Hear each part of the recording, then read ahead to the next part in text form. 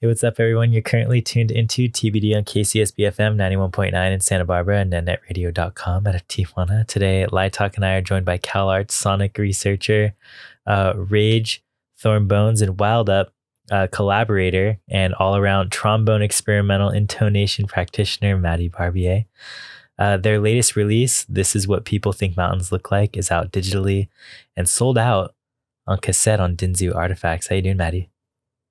I'm great. Thanks for having me. It's very strange to hear the word sold out on anything I've produced. So editions of 100, they still move units. When people pay attention, it rocks. Dinzu is a cool label, yeah. Yeah, he does such a good job of getting those things out and sold and moving. I've never had something sell out before, so that's so sick. Some serious dopamine. Yeah. We were chatting briefly before we started recording, but you're in Colorado right now visiting some your partner's relatives and stuff. How are you liking it over there? I love it. It's, it's very warm, very dry. Mm-hmm. And as a person who grew up in a swamp, that part's a little disconcerting. But other than that, it's really wonderful. And it's actually the tank where we recorded the record. It's just a couple hours north of here.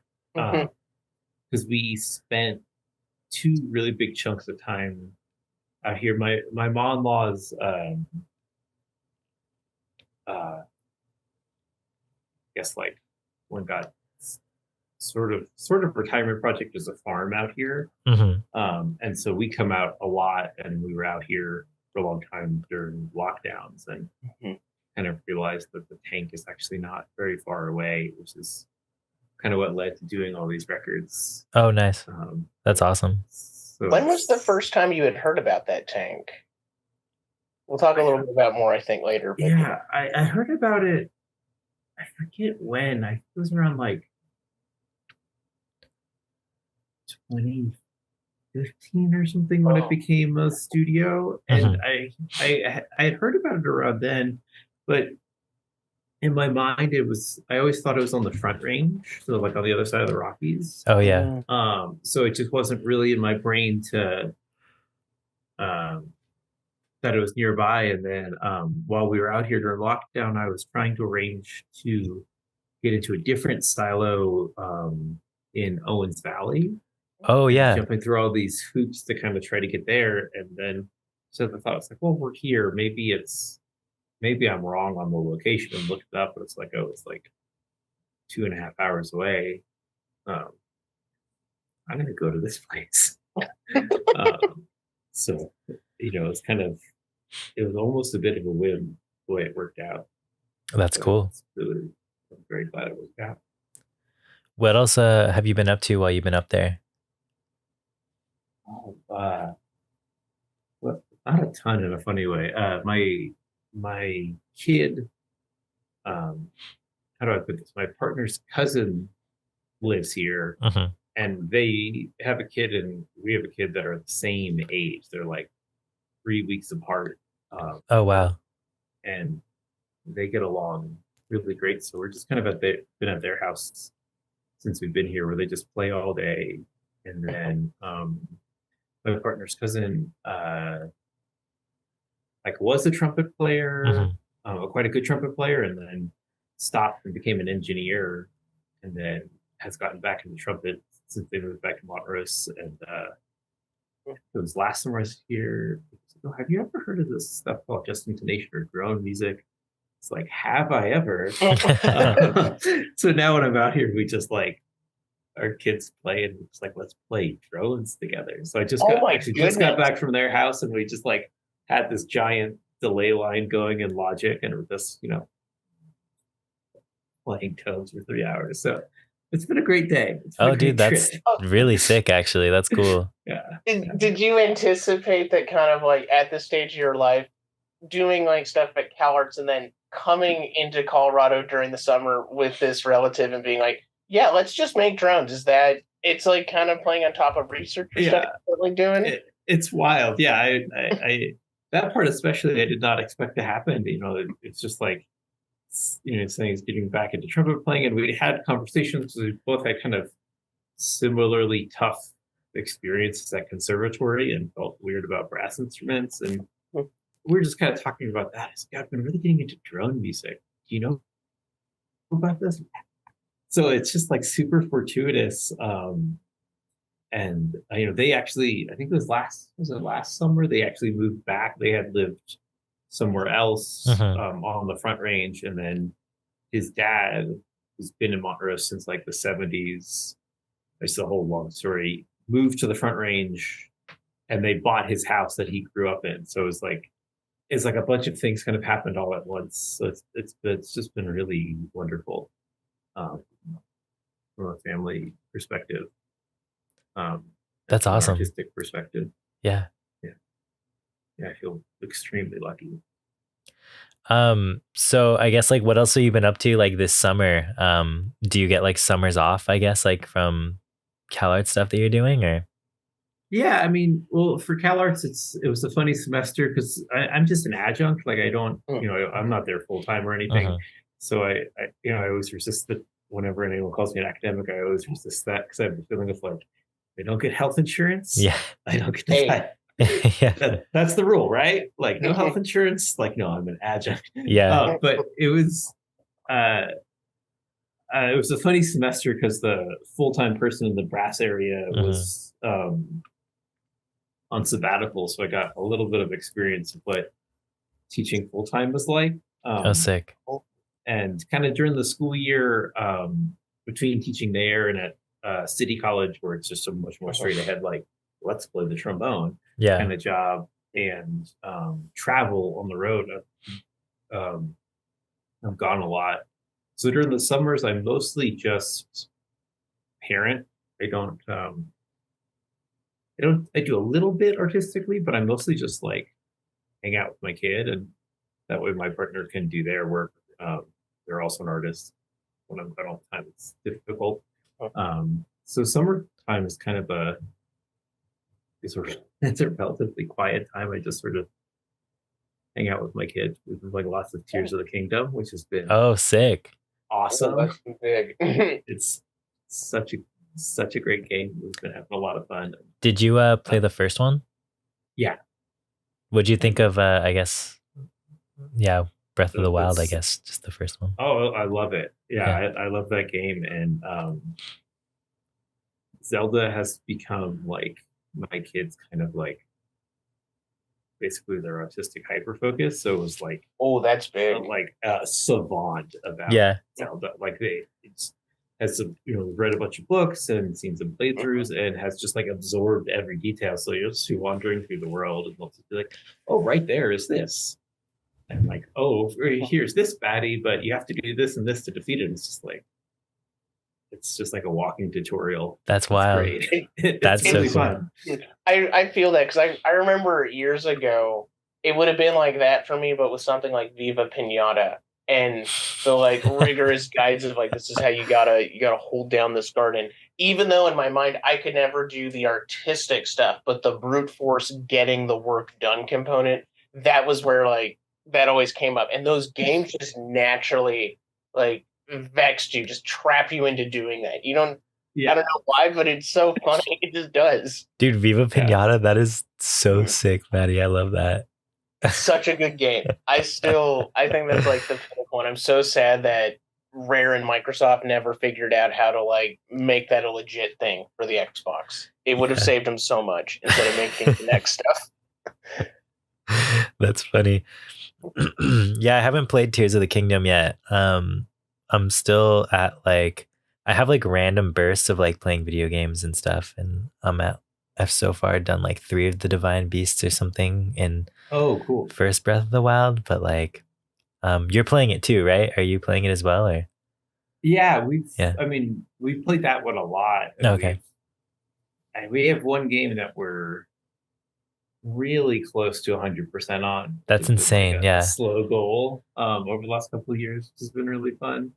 But that's I really cool. like Tears of the Kingdom. There's all this building, like you don't have to fight if you don't want to. You can just like make things. You can actually build a house. Oh, that's really cool, actually. So it's like you can have a lot of different ways of interfacing with it in a really lovely way. Yeah, that's fun. I'm gonna have to eventually get that one. That sounds sick. Pretty fun.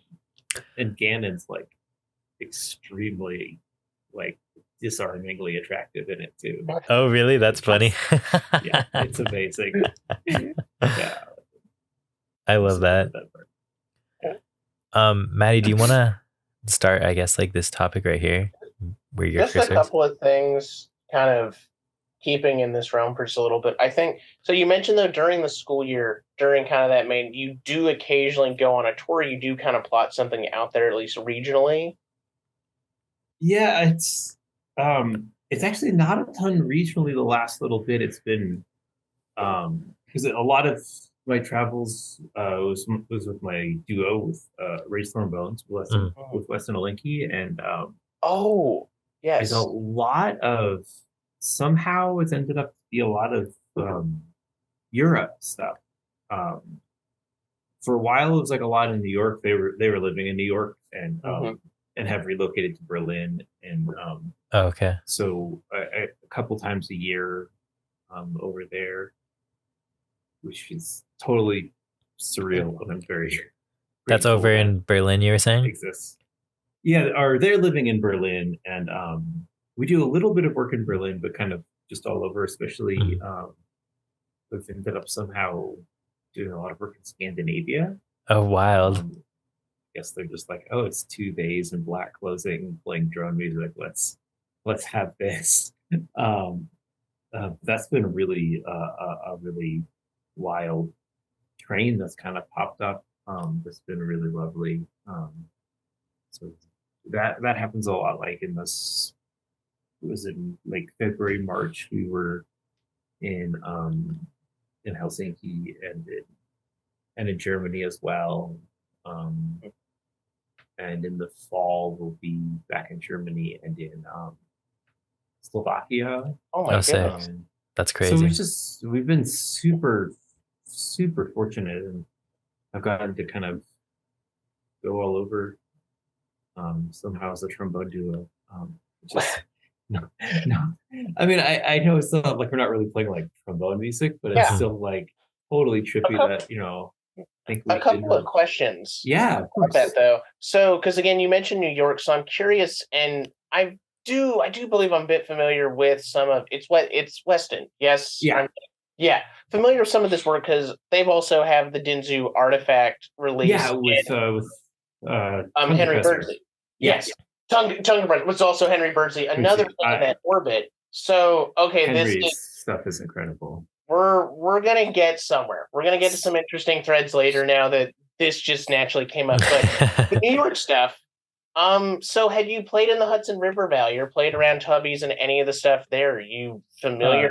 Kind of sadly not. I'd love to. I've done a little bit of stuff like in Western Mass, but and otherwise on the East Coast it's mostly been like New York, Jersey, really Boston kind of stuff. I'd love to get out more because I did some stuff at Mass Mopeds. I got to spend some time out there, and I really loved just like all the little towns and just the general vibe. I'd love to do more, but unfortunately not yet. But again, you mentioned like getting to do all these shows in Germany, Slovakia, Helsinki, and what blows my mind is like, is there any government support or state support for those kinds of artistic endeavors that you see out there? I mean, in those countries, in Slovakia is not so much, but like particularly in the Scandinavian countries and in Germany, there's a ton of government support. It's not there's not as much here. There were some when we were both based in the States. There were some grants that did apply as the what is the Mid Atlantic Arts Foundation. That's the one that does travel grants. But I think we've been quite lucky because like we tend to do long form things, but are only 2 plane tickets, and now it's only 1 plane ticket. So we're kind of in that nice that's a good pocket of like you get a lot of sound, but not a lot of tickets. I see. So we've not had a ton of luck with extra government funding and stuff on our own end, but from festivals and stuff, we've been fortunate because I think we provide kind of a unique thing that's also pretty cheap. Yeah. And that's that I think that intersection is really important for travel funding, as we've discovered. And then once we get one like the thing in the winter in Helsinki, they bought our plane tickets, and so then we arrange tours based off of. We just get somebody to buy the ticket, and then just build things around based off of that. That's really unique.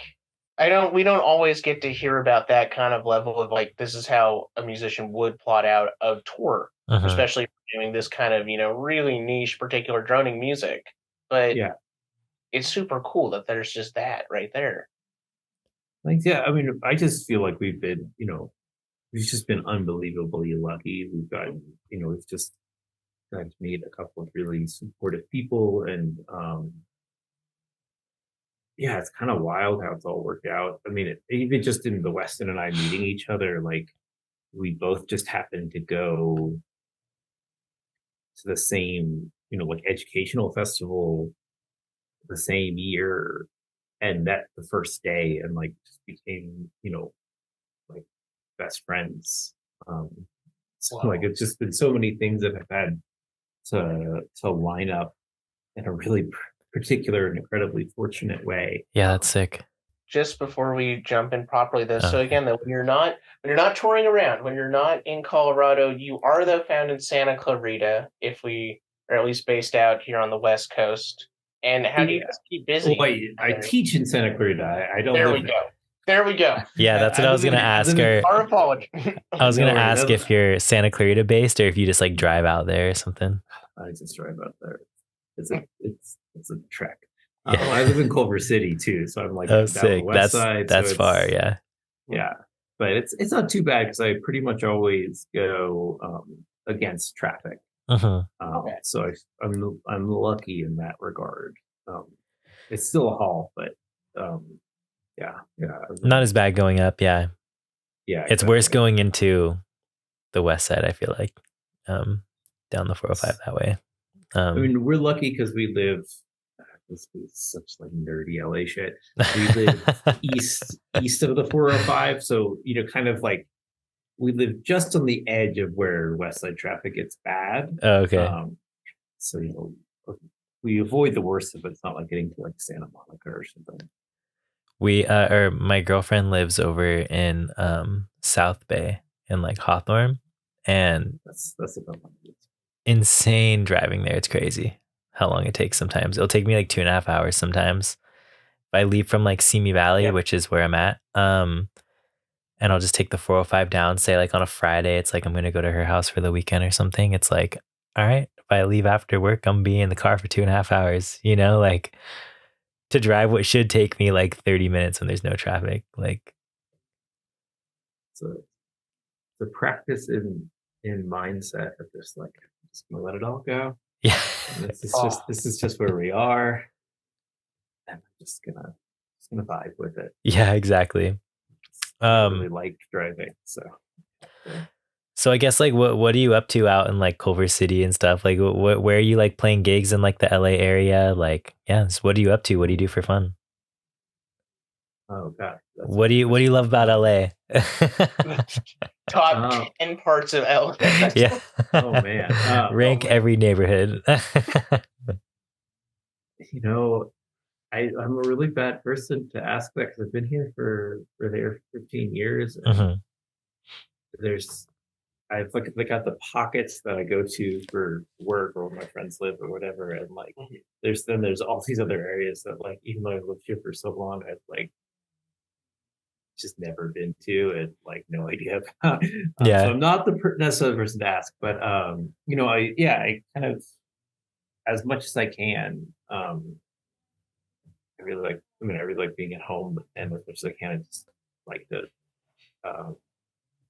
what I'm always just like, I've been trying the last couple of years to kind of move my practice away from like trombonist who plays composer's music and all of that kind of stuff to just really writing my own and working on my own. So a lot of what I'm up to is just trying to like be at home in my studio and just really have a really slow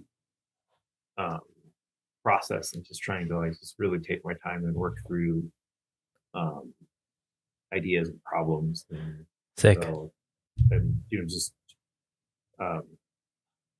as much as I can try to take the internal pressure that I always feel. Oh, you have to release something constantly. Yeah, right. Go as slow as I can tolerate. Mhm. But then I also play with wildUp, which I really love doing. I've been with them since I think 2010 or something. Oh, nice. And Have you been on the 3 recordings? 'Cause I saw your names on the 3rd one for Julius Eastman's work. on the Eastmans, yeah, there's the first one. Feminine was the first one, I think, right? And there was no trombone on that, unfortunately. Although we've done it a couple times live with trombone, which we did it more that way. But I guess I mean, that's just the ego thing. I think honestly, it works better. But yeah, I've been on the other 2. The second volume, I think I was on like the Buddha, which is the open score piece, and Stay on it. And then I was on both pieces, the new record. And I think they're planning like 4 more volumes or something. It's like a huge project. Yeah. And there will be I think there's going to be a ton of brass on the other ones, so we'll thankfully be on more of those. That's sick. Yeah, I really really enjoy playing with wildUp. It's a really great community of folks, and it's kind of it's one of those organizations that's like, how do you say it in the kind of, it's like it's messy in a way that everyone's learning, but it's because everyone's like trying to figure out the most equitable way to do everything. So it's been just a really wonderful group to be a member of, and to kind of both personally grow with and have the group grow as a member of. So I've really loved working with them, and feel really, really lucky in that regard. And then I do a lot of solo stuff, and other than that, I live in a lot of ways a fairly boring life where I kind of teach and I work on music at home, and I try to spend as much time with my partner and our kid as I can. That's something that we really prioritize. That was a real real shift during COVID that we've really focused on. And then that's cool. I guess a big part of my life these days has also been training our dog to be. We got a puppy 2 years ago, and I spent that time training it to be my kid's service dog. Oh, sick! That's awesome. It's been a really fun, mostly really fun journey. How are you going about that? Are you like taking classes and stuff, or?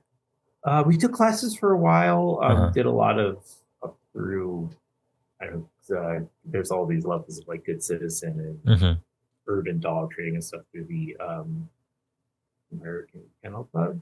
All right, yeah. So did a bunch of tests through there for like obedience and all of that, and did some work with a trainer on like basically foundational tasks and public access training, and then from there have largely done it on my own.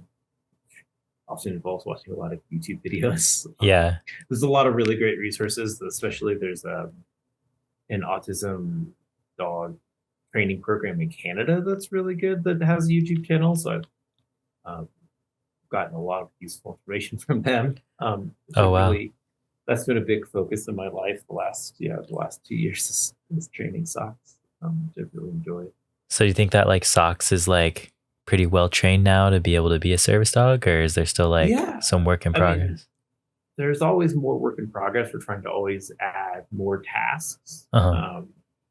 Or not always, but we're working to add some more specific tasks as as my kid grows and changes. There's the needs change a little bit, so we're kind of just always trying to work and adjust. No, but she does great. She's she fully working now, and done everything from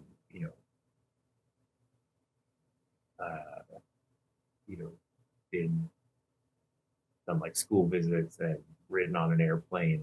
Sick. The only big training thing that she really needs to work on is escalator training, because that's it's one that I've been a little nervous of because they can get hurt on escalators. That seems tough. Scoop her up and we go up the escalator that way. But yeah, it's been a really rewarding experience the last couple of years. That's super cool. What kind of dog is Socks? She's a mutt.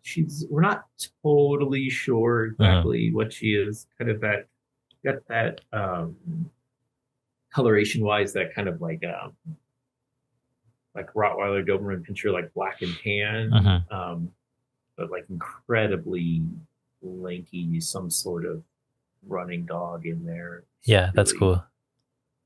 Yeah, sweet dog.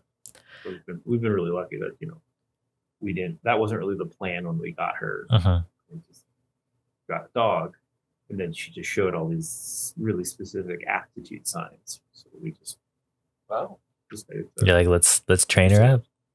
Yeah, it's just kind of like, I forget how I was ended up on there, but found a thing, basically an aptitude guide that certain services use for selecting puppies, and it's like, oh, it's really like picking a lot of these boxes, so we just did it. That's awesome. I didn't know that service dogs could be like any breed. One of my friends from college, she was visually impaired, and when she like went to UCLA, she got a poodle as a seeing eye dog. Like she really wanted a poodle because poodles are just described as like fluffy and like, so like she was always like, she really wanted a poodle. And I was like, I didn't really know that like poodles could be guide dogs, but she actually found a breeder that bred seeing eye dogs that are poodles. And it's cool.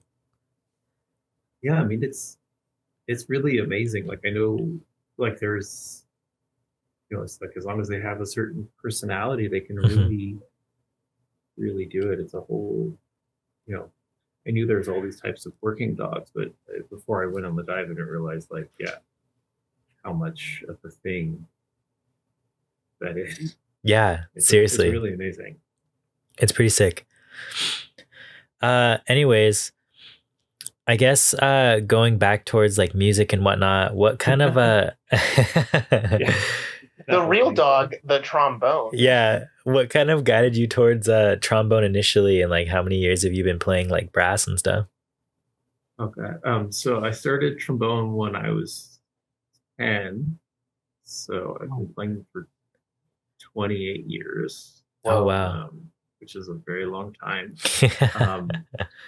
I mean, I think I basically play the trombone because I'm tall. I'm not that tall. I'm 6 foot, but I stopped growing when I was 12 or 13. So as a kid, I was a giant. And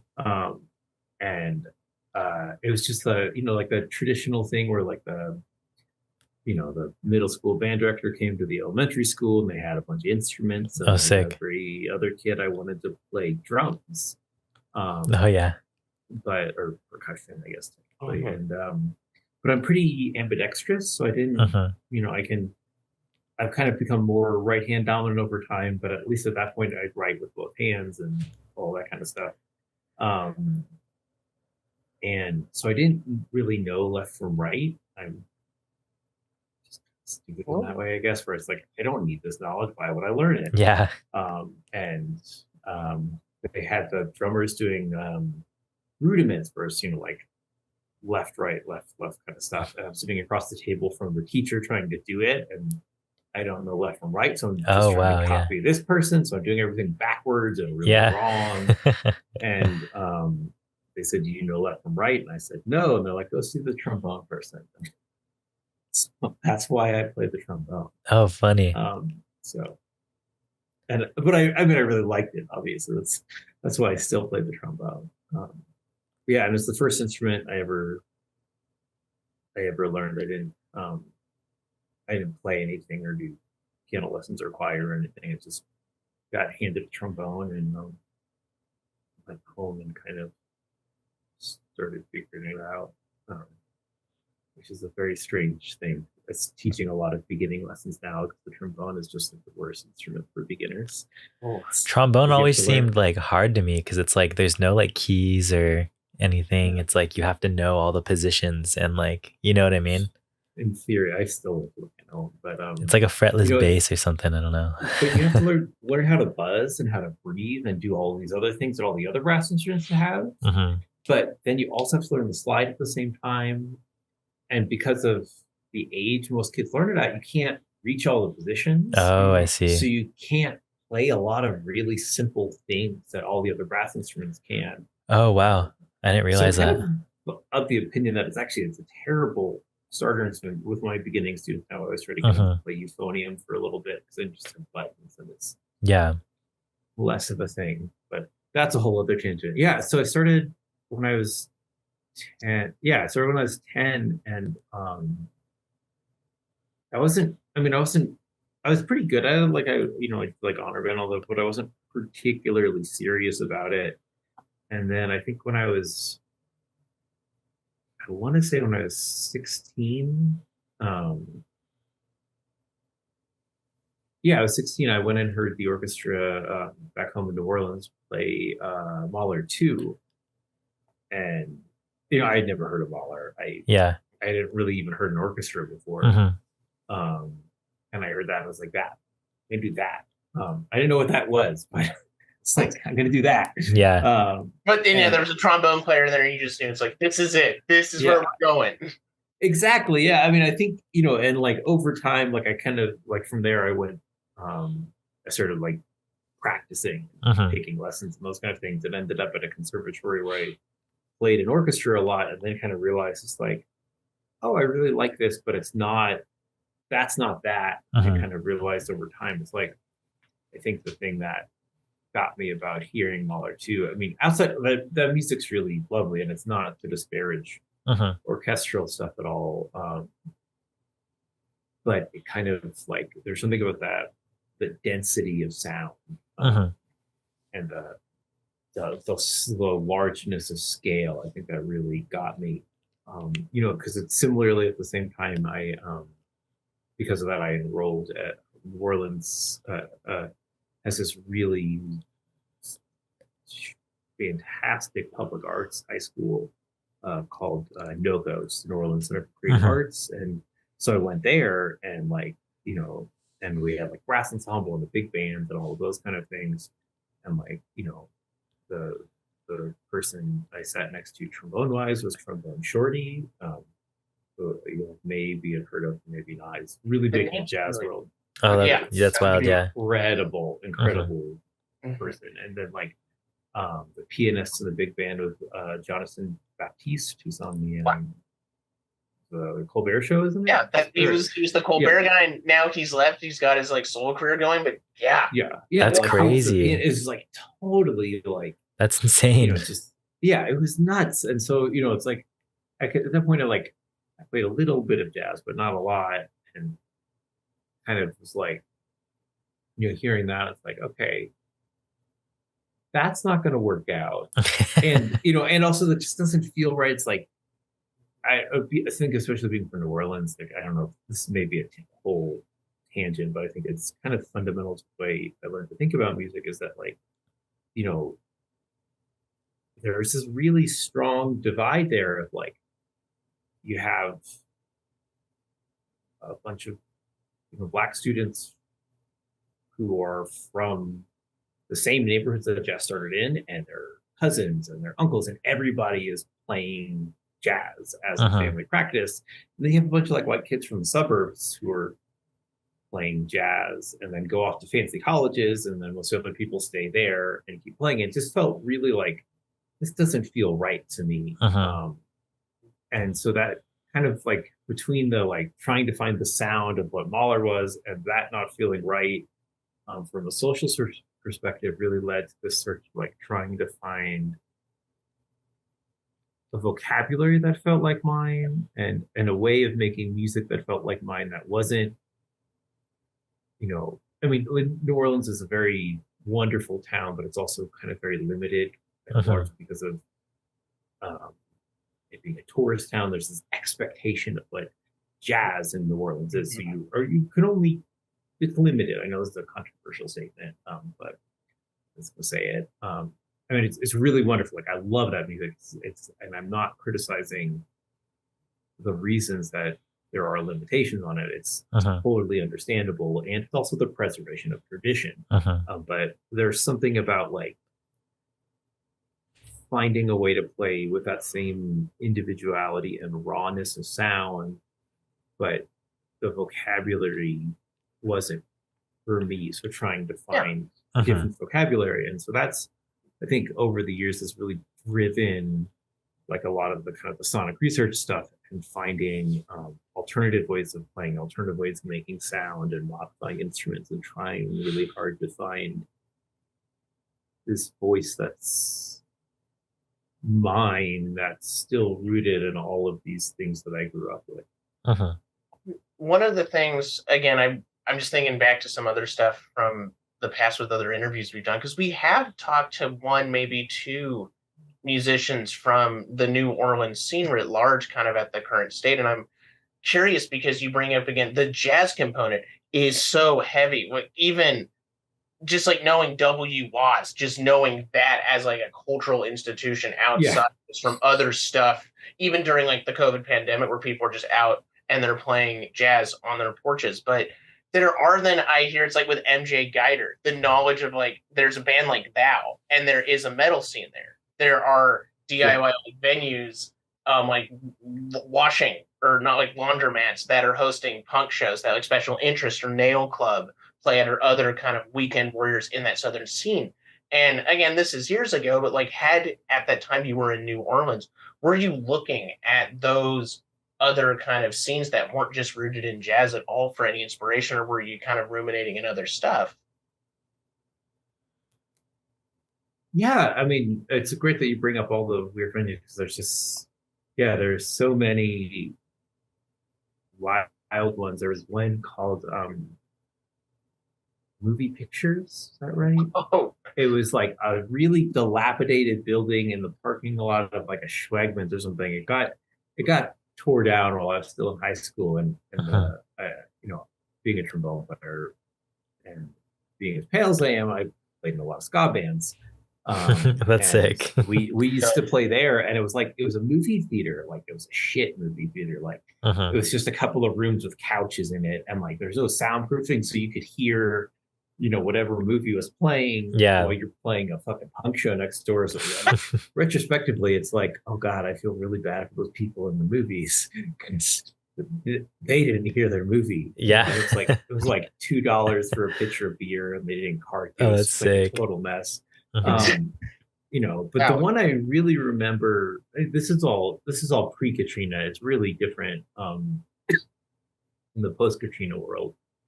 There was a place called the Ark down in the Fall Marigny, which is where Noka is, which is also just, retrospectively just totally amazing that, like, especially at that time, there was a really big, like, outsider art scene in New Orleans.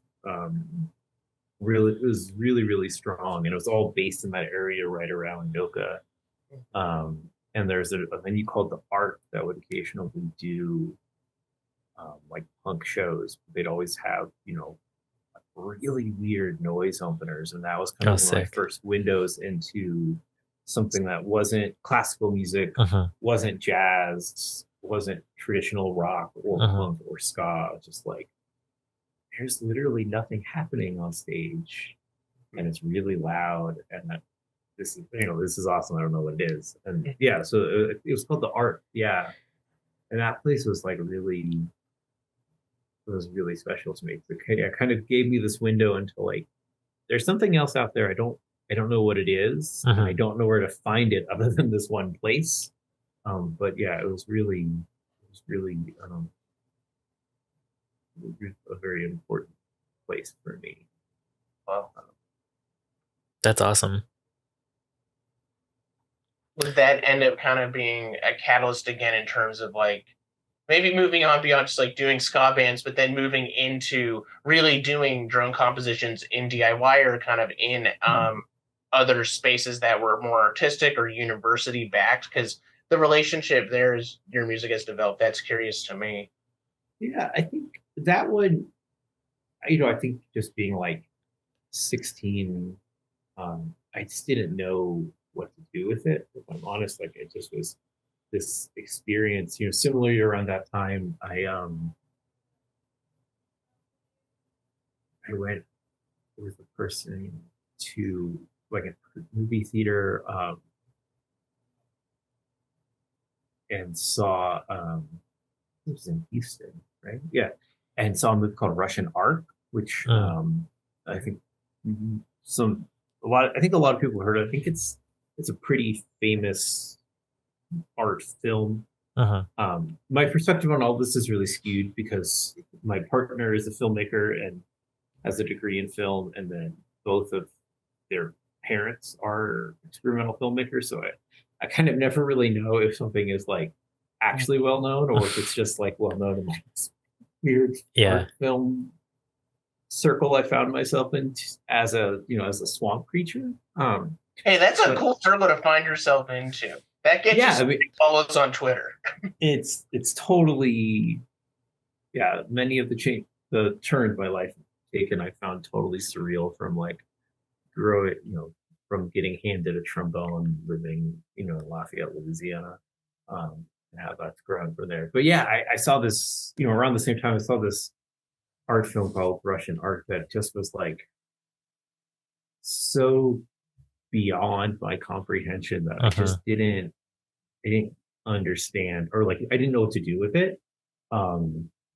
And I think those experiences of the art and like that film left me with this like perspective of like, or this knowledge that there's something else, but I don't know what it is or what to do with it. But then partway through my undergrad, kind of like, I knew that I wasn't going to do orchestral music while at a school that only did orchestral music. But I was very lucky to have a really very nice and flexible trombone teacher who was really chill about it. I came across a record store and basically just based off the cover, bought a record by Phil Niblock and a record by I guess like a group. I forget, called the Mount Vernon Arts Lab, and it's just like one. I mean, the Phil Niblock album is his trombone record, and the other one just had a really beautiful cover and no information, and it was just like one track with nothing happening. I mean, a lot was happening, but like essentially it was just like a sound for 20 minutes or something. And something about that, I think like finding those records in a record store rather than like hearing it at some like art venue that got shut down by the cops a couple weeks later, like something about finding it at a record store like really gave me this permission to start really looking for an alternative way of making music. And then and I had a bunch of twists and turns along the way of but that have all ultimately been really helpful in gathering knowledge and vocabulary and all of that. But I think in terms of a catalyst, I feel like that spot at that record store in Cleveland really kind of, I don't know, somehow gave me permission to make sound that's not necessarily music. It's just like, I just want to make sound for the sake of making sound. And I don't have to I have to do something with it, I think. Doesn't have to be like super composed or like. Yeah, or like I think, especially like ending up, and this isn't a criticism of those schools, but ending up at the undergrad that I did, also at the high school taking theory classes, there's this really strong feeling of like you have to pass all of these theory classes and really understand them and form before you can compose. And I didn't really give a shit, and I didn't enjoy music theory. Shocker. And so I but my own, like, all the composition teachers around were just like, oh, well, you have to, you want to learn how to compose, write a few. It's like you can't. They're trying to convince you that you can't like run before you learn to walk type deal. Yeah, and like there was like, oh, you didn't do well in this class, you can't compose. And like I think I've always been a little bit afraid of getting in trouble or something like that, so I kind of took that really seriously. And I think something about finding, not just like hearing it, but finding records in my brain, a legitimate record store that wasn't that kind of music, like really gave me permission to start trying to figure it out. So, in terms of a catalytic moment, that one for me really is.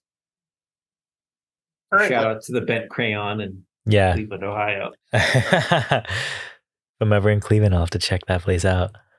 We're gonna have an episode where we go to Cleveland. We're just gonna do it. Just visit record shops and people we know there. Seriously. I genuinely, as much as people shit on, I love Cleveland. Cleveland seems like a sick city. It's awesome. Lovely. Yeah, I really like it. There's trees everywhere. It gets hella cold, like ridiculous. But I don't know. There's something really like cool about that place. Anyways, with this adventure though, starting with these albums, what, at least to you, have been, because this kind of took you on a path of then researching into just intonation, other types of time sequences outside of the 12 tone, what have been some of the biggest triumphs in trying to expand upon those practices? But also, from what I've gathered, when I was writing about Horse Lords last year and reading their big wire spread and big talks about just intonation, this is information that's really hard to source. Yeah. It's easier, but even still, it's like Guys Dead live journals, random books that, aren't published or really circulating, and artists that are then like doing digital kind of little software things just for the love of it. It's a really serious leisure pursuit. Yeah, it's a hard one. I mean, now there's this, I'm trying to remember the name of the Twitter account off the top of my head that just does like these crazy JI videos of all these, I can't remember the name, but it's just, it makes me so happy every time they have a video. I mean, mine was just like really, it's a lot. I mean, when I was an undergrad, there is a college right next door that had a really good early music program, and it was largely run by this guy, Ross Duffin, who wrote this book, How Equal Temperament Ruined Harmony, and Why You Should Care, something like that. And so I took a class with him and just got introduced into some concepts, and I was like playing some sackbut in his group, so got introduced to mean tone a little bit. So it was kind of had a few little ideas of these alternative things that were really practice based and not theoretical at all, which I think helped me. But then, I got to CalArts and sort of ran into the intellectual buzzsaw that's Wolfgang von Steinitz, where it's just like he's just absolutely brilliant in a way that like it's like he's so brilliant he can't almost can't communicate it, because it's like there's so much happening in his knowledge in his brain, and and I feel like and that was a really like a real shifting point. And he wrote a brass trio piece for me and two other grad students, and we spent a ton of time with that. And it was really overwhelming because it just was so much. I mean, we devoted a ton of time to it, and I learned a lot, but it was really overwhelming about how intense it was. But it led to learning a lot about just intonation. And I mean, the biggest thing, and this thing I always tell students when they are asking me about it, it's just like just get the Helmholtz book, on the sensations of tone, and just read the first two sections just like a few times, and like and don't try to like go into detail, just like let it wash over you and just read it a couple times, and like then it'll start to make more sense. And that's the thing I've learned with JI is it's so much, and at least in my approach, you like try to really learn all the details, and it's like, no, it's just like almost kind of let it wash over you. But it also, I think, gets to this larger issue that in my brain there's sort of two uses of just intonation. There's people like earlier Wolfgang and like Cat Lamb and some of the earlier James Tenney experiments, and Sarah Davachi, or Ellen Arkborough comes to mind, where it's like it's very slow and in the best way possible. It's quite simple. Like it's not going totally crazy and like all these theoretical limits and how it can modulate and all this. Is not trying to be functional harmony. It's just like a really simple, similar with like like the Lamont Young stuff, where it's like you can just sit down and if you just listen to it over and over, you'll start to recognize the intervals. And then there's the stuff, like Wolfgang's more recent music and Mark Sabat and all of these things that are Ben Johnson, where they're basically trying to do functional traditional harmony, and it just gets so complicated. And I feel like it seems like often most people run into that stuff first. And and I think in a sense Harry Partch too, not because it's overly complicated, but because he wrote all of his own instruments, he could just do so much more.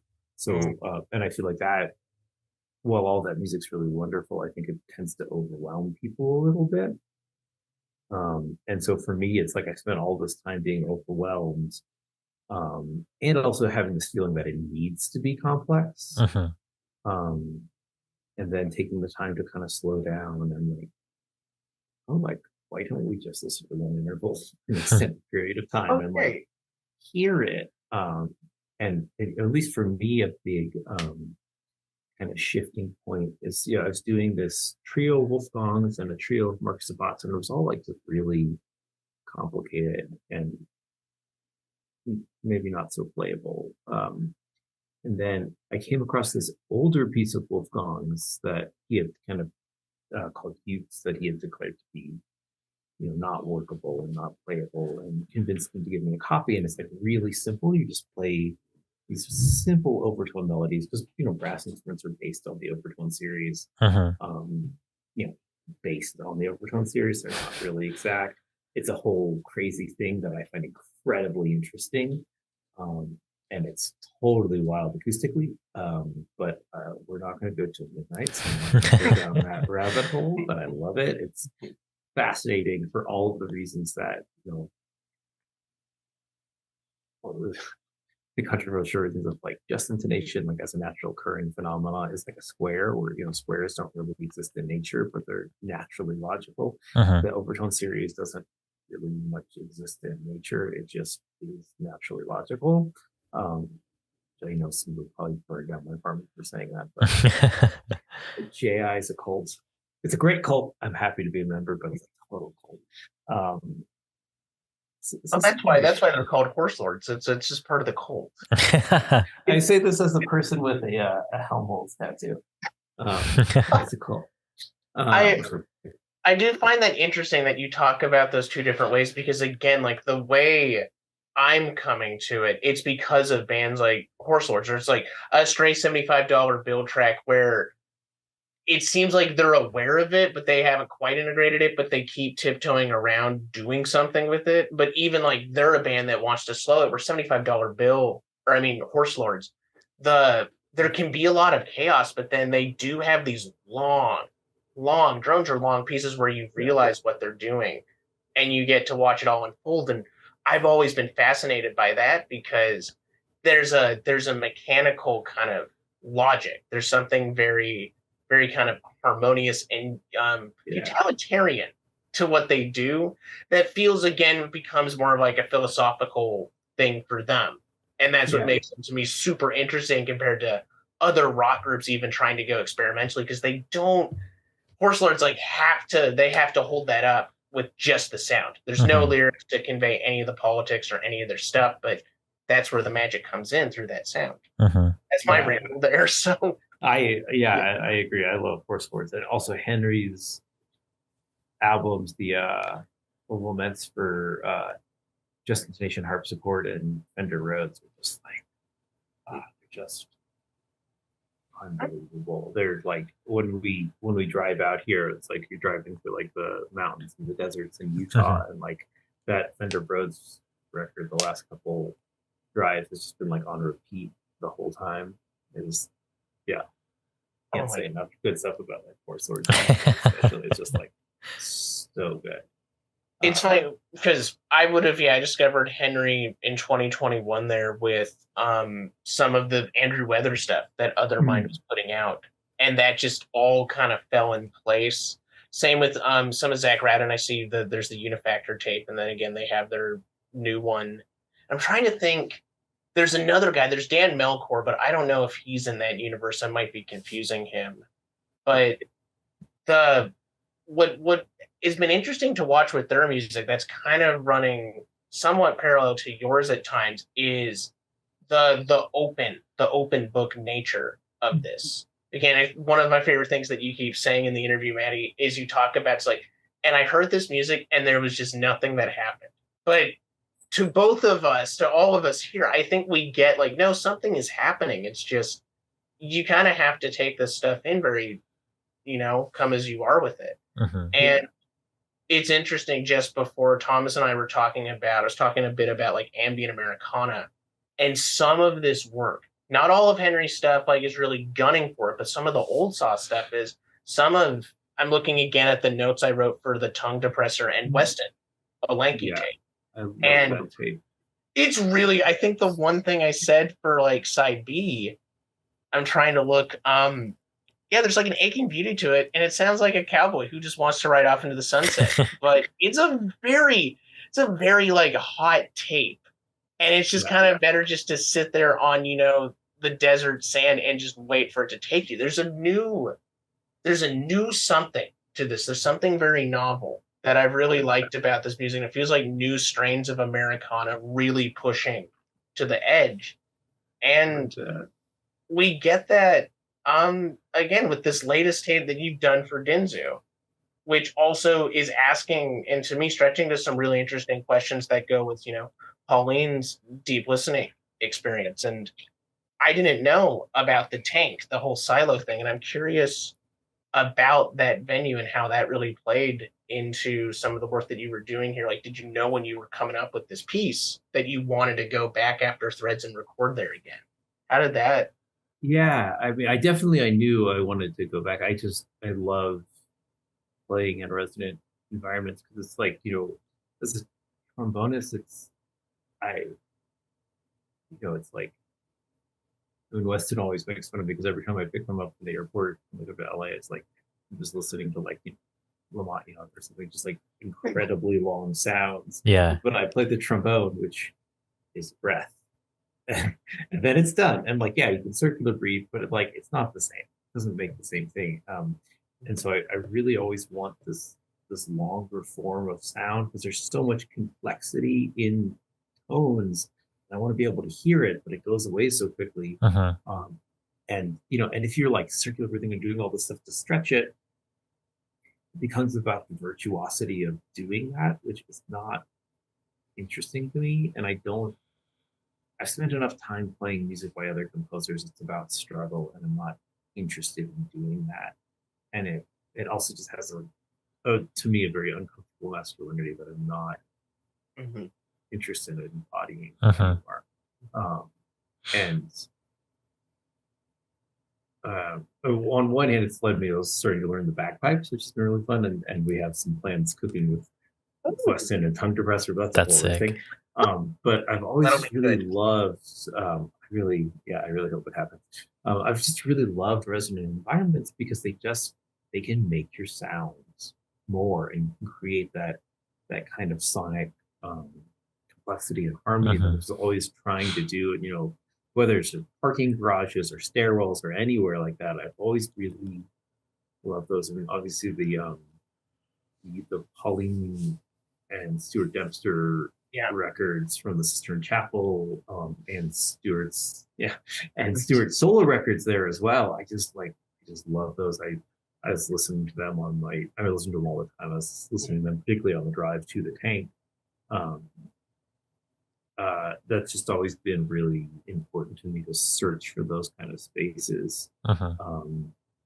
And so I did threads in there, and I went in and I had all these plans, and none of them really worked, so I just sort of played, and that kind of led to something. I knew I wanted to go back, and for this one, it was like, I'm also, I guess, probably really obviously by all my other interests, I'm really interested in Ilian Radig, and the whatever the book is. I'm forgetting. It's embarrassing that I'm forgetting it because I've read it a couple dozen times.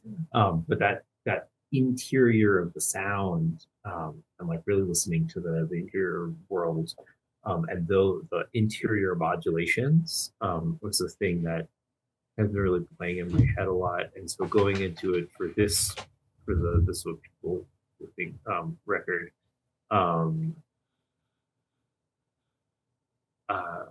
I was really interested in I couldn't simulate it, but I spent a lot of time practicing how am I shifting the focal point from here's the pitch I'm playing to the other world that's in it. So that was really my big approach going into it, was how do I kind of create and highlight these other parts of the sound and train my ears to really hear them so that I can then shift and adjust and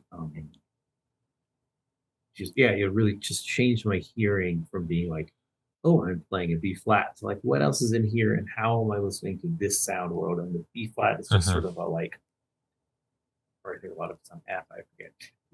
That note is really just the I don't know, it's just the concrete layer of the house, and everything else is existing is the actual existent nature. So for me, that was the big part of that. It's just I think trying to shift my hearing to just listen to the other parts of sound.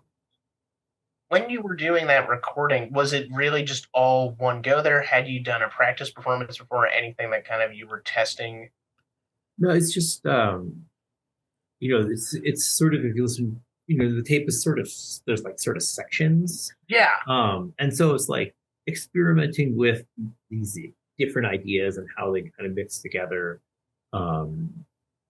So it wasn't really practice runs so much as, there was a lot of practicing at home with just artificial reverb and delays and just kind of feeling how things feel in there.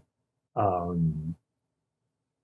a lot of it was just about, just kind of getting in there and just trying to get into a flow state of going, and finding also some particular notes that also just match the tank itself really well, because everything goes in there, but certain notes really go. So just being kind of cognizant of what the tank also just likes to support. I really want to find ways to be much more playing duo with the space that I'm playing with, just playing solo in it. That's really cool to think. So again, in real time, just being able also to learn about that space there, because no one has a guidebook to hey, this is it, these are all the tips, and just really you're going through, and that's what I think makes the tape so fun, is there is, especially in that back half, you get to some really heavy stuff that just, it's an incredible sound bath. And just to think you could just be sitting in there listening. I've seen photos from it where people are, but have you been able to do a live performance in there? or is it has been? I would love to. Yeah, I'd love to. They have a concert series there, and That'd be sick. I emailed the director of the recordings. I was like, "Hey, I'm like out west in Colorado a lot," and I got hit with the like, "Okay, cool" response. So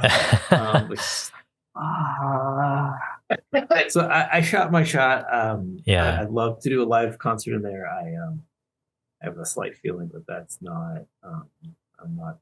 I don't think that's going to happen. I'm maybe not in New York enough. Yeah. But yeah, that was a harsh one. I got the cool. Thanks for sending like responses. It's like, all right.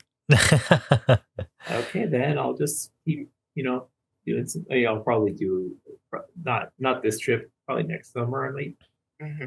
Depending on maybe where some bagpipe things are, I might do another record. That'd be cool. There. But I just I don't want to like just do the same record again. Yeah. Right now, I just make the same record, which would be personally enjoyable, but I don't think it's really contributing. I guess, yeah. No, I can see why, but it's just that's part of it. It's like it's just such a great sound, such a great process to recreate. Like, could you stage this at kind of or like in a capacity that you would like to in Los Angeles? Is there a space where that is even viable, or that you want to continue to test with that of another parking garage, or something like even on a tenth of the scale of the space? Yeah. I know you mentioned. Oh, sorry. Go ahead. Oh, I was gonna say, I know you mentioned something in like the Owens Valley as well.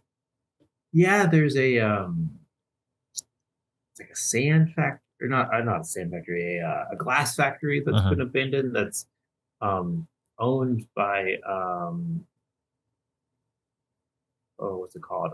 Metabolic Studios. Dude, okay, yeah, that's what, when you brought up Owens Valley, that's what I was thinking it is like the Metabolic Studio place. That one, yeah. Cool. Yeah. I have like a funny story about that Metabolic Studio. When me and my girlfriend were like coming back from like Death Valley for the first time, we were like driving through the mountains and like coming down what is it, like the 195 or something? I don't know, going down past the Sierras and everything. And we're just tuning into random radio stations, and we found this radio station that just had this like weird like droning sound, or just like sounds, you know what I mean? And we were like, what is this? This is like the creepiest thing ever, but also like really sick that a radio station is just playing this like wild, like just like sounds, you know what I mean? And I was like looking it up, trying to figure it out, like, Owens Valley, like weird radio station or something. And I found out that was like an on-air installation, or they like mic'd up the installation or something at like that like factory. And it was just like on like a 24-hour broadcast or something like that on some low power radio station. And that's awesome. So sick. And so I was curious if that was like a similar situation with what you were looking into. Well, yeah, I think they've like turned the whole silo into like an alien harp or something. Oh, okay.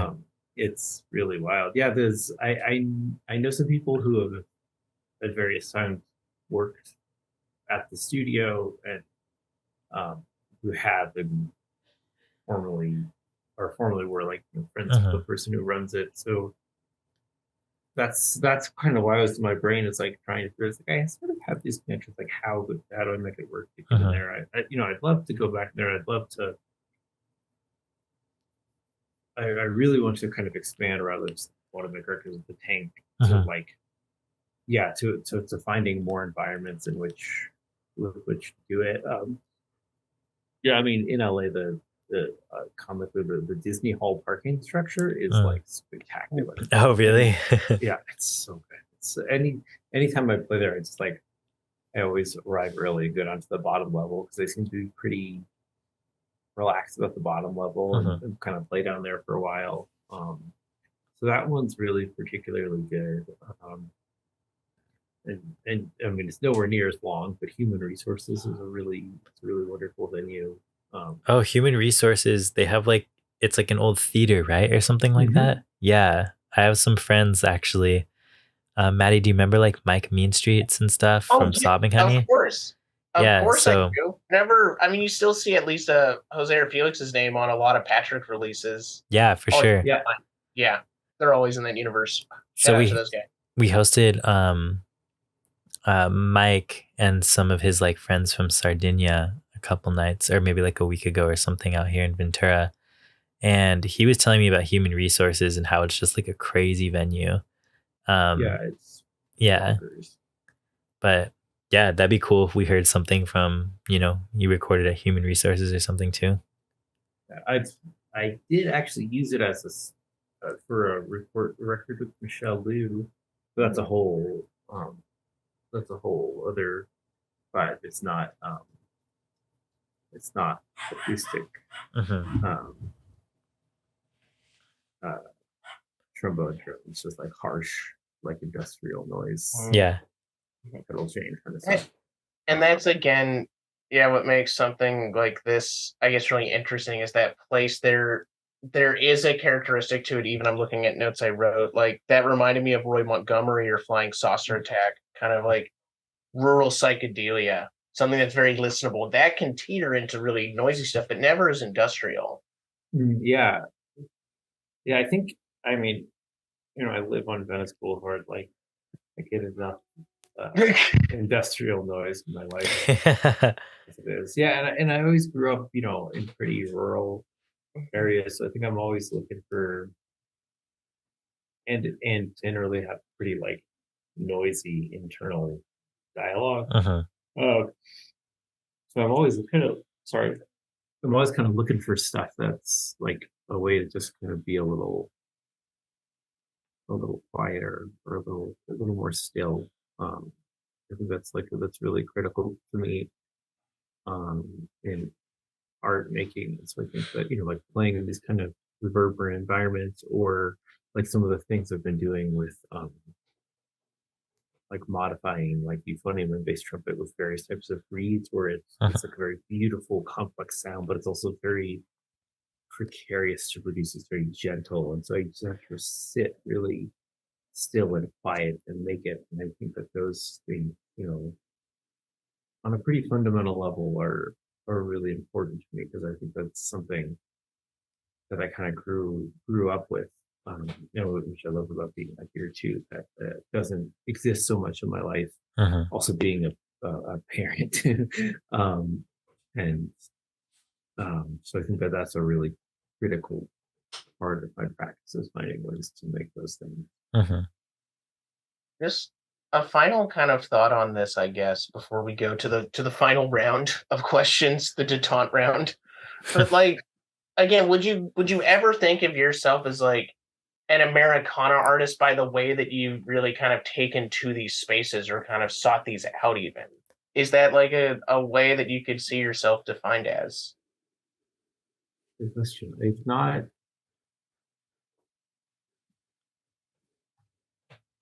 really, I've not really thought about it much, but I mean, I think,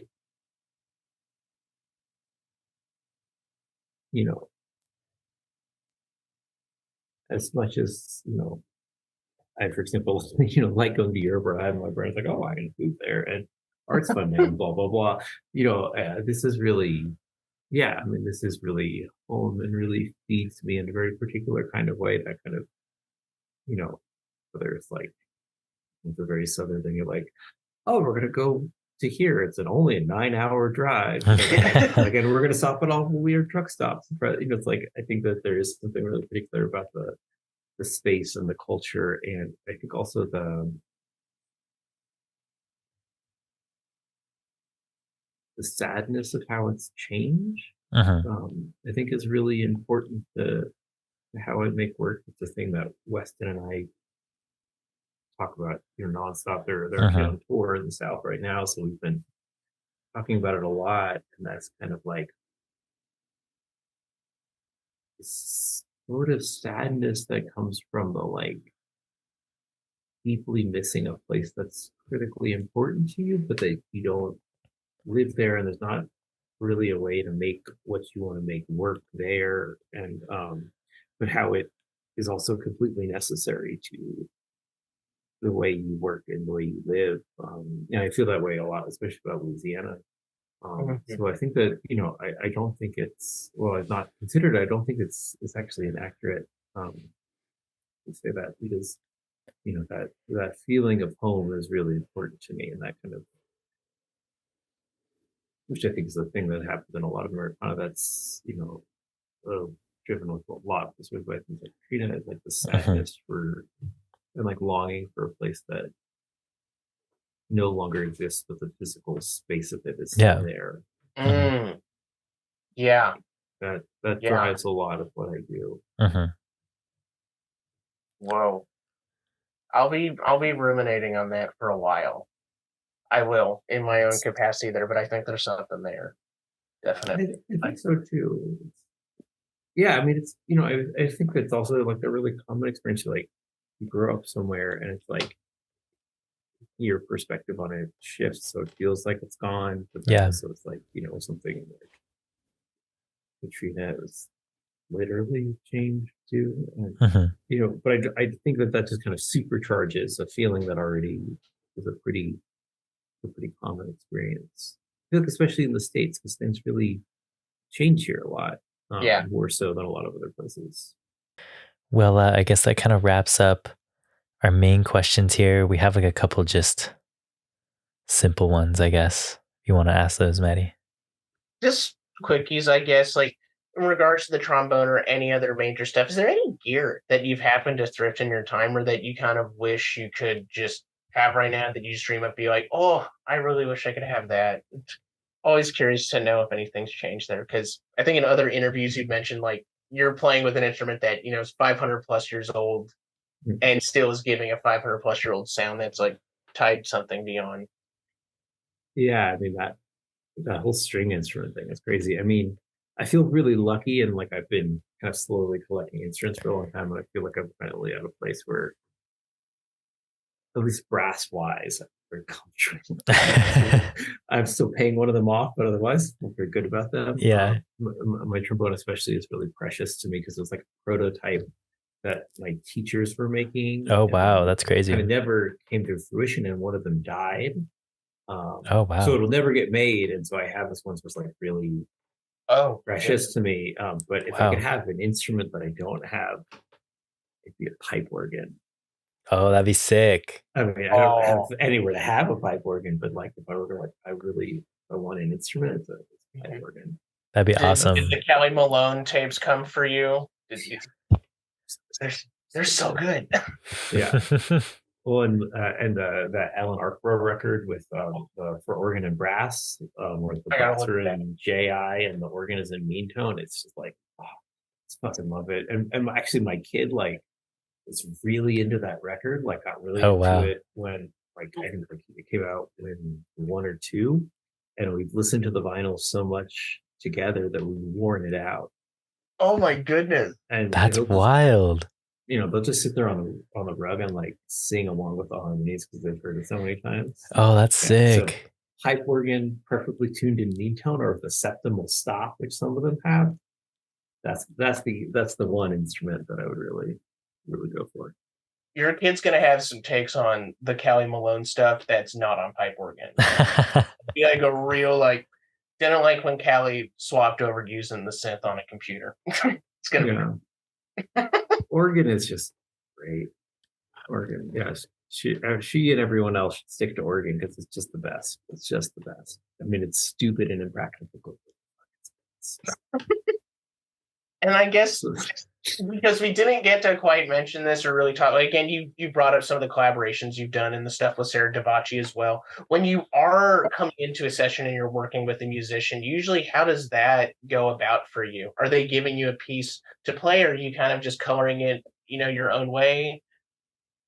It's kind of all over the place. I mean, like with Sarah in particular, we did on her last record, the Two Sisters, we did a trombone quartet, and when we met to record it, she just had some ideas and just had me record a bunch of stuff, or not a bunch of stuff, like she had particular ideas and had me record those, and then sent me a recording of trombone quartet and the score afterwards. But there's another record coming out in November, right? Yeah, that was like Weston and I did it as a quartet, and we're just multi-track. Nice. But that one was totally written out. Like it was already there, and we just played it. And I find that stuff kind of happens all over the place, where it's kind of, sometimes I get a score, sometimes it's like, can you play this idea? But I think most of the work that's like really, I think, important to me is constructed in collaborative way. Like the Rage stuff. It's like, we both have ideas, and then our ideas will spin the other one off, and we'll just sit there, kind of the sound system, and create it together. And then that's the model that, at least for me, that I really like to use when I work with other people, is like, where we can kind of just be in the space together and make it together and just sort of spin off of each other. I think that, I've spent a lot more time than I would prefer, just like, here's the score, play it exactly right. I've done that a lot, and I have some recordings I'm really happy with from that. But I think, and I don't. There's still places I like doing that, like, I think especially for me, George Lewis is one of those people who's like, any music he gives me, I will be there and I'll play it. But yeah, I like that collaborative approach and doing records with people where we really finding the kind of our sounds together, and like them really taking the time to hear. It's like, I want to make these sounds, you want to make these sounds. How do they speak to each other? And like, really, let it go together slowly. To me, I really like. Sick. Oh, all right. Well, yeah, where can people keep up with all things Mattie? Well, I have a website that's mattiebarbier.com, and it's mostly put together. I've been doing like a big website rebuild, and I really like the structure, but it's got some vocabulary things I need to add to it. But then also, same thing, mattiebarbier.bandcamp.com. And I also have a SoundCloud. Whoa. Mattie Barbier. Oh, heck yeah. I put some more like experiments, and, when I'm working on pieces, the earlier versions pretty much tend to always find their way on to my SoundCloud while I kind of work through them, because I kind of like to work in that way. And so my website will get you to both of those, and it's organized by sort of type of works that I do. There's like a bunch of, it's like the Rage work, and work with experimental intonation or instrument modification or collaborations with other people. And so you can kind of, and those will bump you to like my Bandcamp, or to my SoundCloud, where sick. And that's mattiebarbier.com. Yeah. Cool. Well, be sure to check out mattiebarbier.com to everybody out there listening, so you can find all of Mattie's releases and rare SoundCloud cuts. Mattie, we have one more question here for you. It's kind of the biggest of the show. Do you want me to take it, Mattie? Go for it, Thomas. Okay. It's are you ready for it? Okay. So a rat is going to jump into your mouth. Do you want this rat to jump into your mouth head first or butt first, and why? Oh boy. You can ask any questions you want to about this little dude. It's like a... Oh no, I'm good. I'm good. Okay. So I used to have pet rats as a kid. Oh, hell yeah. And they were great, and I love them, especially one named Ronnie. And so in theory, I'm going to answer this question as it being Ronnie the rat. And I'll go mouth first, because one, I know Ronnie's very clean. Yeah. And was a very gentle rat. So he jumped in my mouth probably to, I don't know, I had a grape that she wanted to steal, so I'll probably just jump in, steal that, and jump right back out, get right back into my shirt pocket. So that will be my answer to that. What a great answer. I don't think out of all the people we've had, dude, I just love this question because it's always different. And that was just such a great answer. We haven't had somebody that's had pet rats in quite a while. So they're great pets. I feel complicated about them now because I live between the Thai restaurant and In-N-Out, so we have some pretty big rat problems, which cats and our dogs solve. But Yeah.